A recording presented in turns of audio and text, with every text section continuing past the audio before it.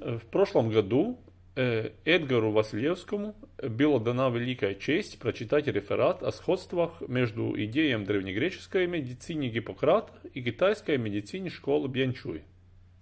На нынешнем конгрессе мы продолжаем данную тематику, отражая контакт между разными культурами, например, личности Бодхидхармы, VI век, который являлся одним из выдающихся учителей шаолинских монахов и, согласно традиции, обучал их медитации и комплексам внешних упражнений, которые были чрезвычайно важны для дальнейшего развития цигун. Китайская цивилизация уникальна в своей способности впитывать внешнее влияние и, соединяя его со своим духовным наследием, развивать его, создавая оригинальные теории, которые со временем стали важными для всего человечества. Ярким примером тому является учение шаолинский цигун. Наряду с такими традиционными учениями, как конфуцианство, даосизм и другое, это учение, вероятно, вобрало в себе достижения многих и различных культур. О личности и происхождении Бодхидхармы, Дамо, существуют различные теории. Наиболее популярной является южноиндийская версия, но есть и другая, среднеазиатская гипотеза. На всех традиционных изображениях Бодхидхарма совсем не похож на жителей Индии.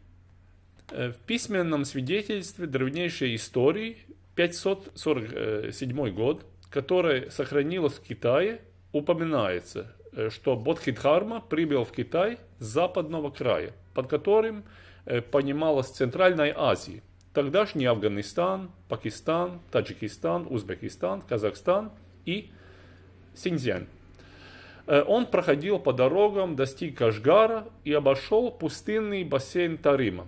Остаток пути до Китая был не столь труден. В Центральной Азии, с которой Китай связывал шелковый путь, являлась регионом, населенным различными этносами, по которым проникли идеи буддизма.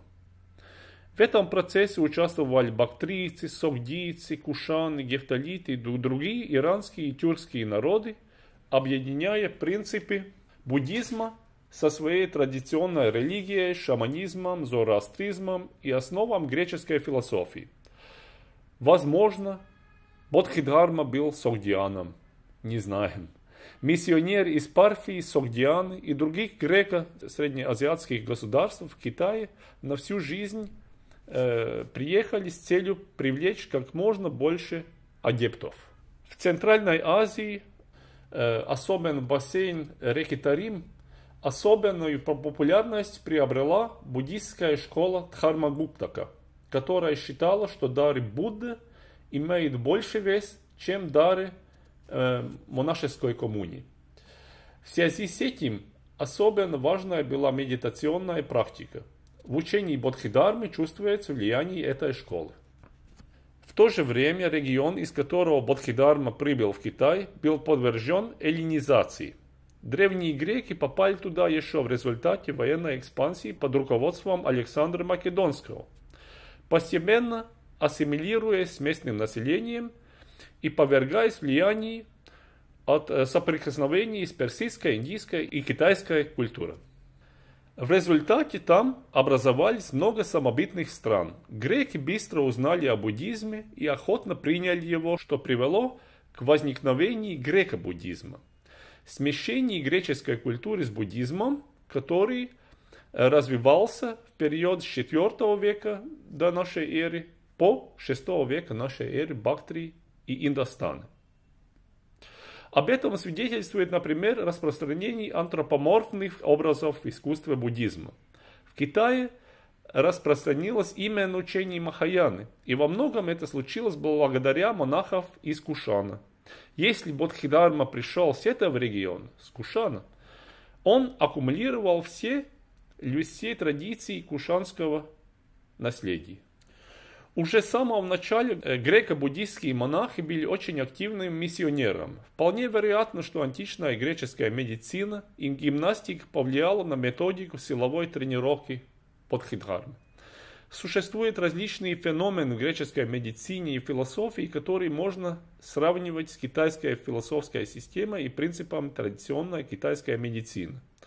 Для Бодхидхармы это могло упростить коммуникации в специфических условиях империи Северной Вэй, особенно в Шаолине, где его учение пустило наиболее глубокие корни. Например, понятие темперамента, хумор, введенного Гиппократом, и пневма в греческой медицине можно сравнивать с концепцией ци в китайской традиции.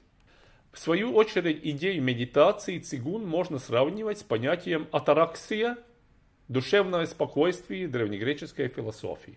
Идея атараксии тесно связана с философом Пирроном, который участвовал в походе Александра Македонского в Индию, где он обменивался идеями с индийскими мыслителями.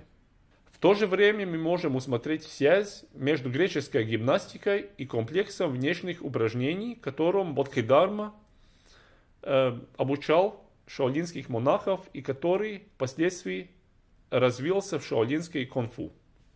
Здесь следует учитывать, что древнегреческая гимнастика почти не имеет никакой связи с его пониманием в современном западном спорте. Так же, как и у китайцев, у древних греков было понимание единства человеческого интеллекта и физического тела. С этой точки зрения гимнастика служила им и в медицинских целях, и для развития жизненной энергии, которые греки высоко ценили как средство улучшения состояния здоровья и самочувствия, и физического и духовного развития. В греческом языке это калокагатия. Проникнуть в Китай буддийская практика обогатилась достижениями традиционных китайских систем психофизической подготовки, в частности, так называемой даосской йогой. Учение шаолинский цигун, все эти элементы в сочетании философской традиции даосизма и древнекитайским духовным практиками открыло человечеству невероятные возможности для развития. Спасибо за внимание.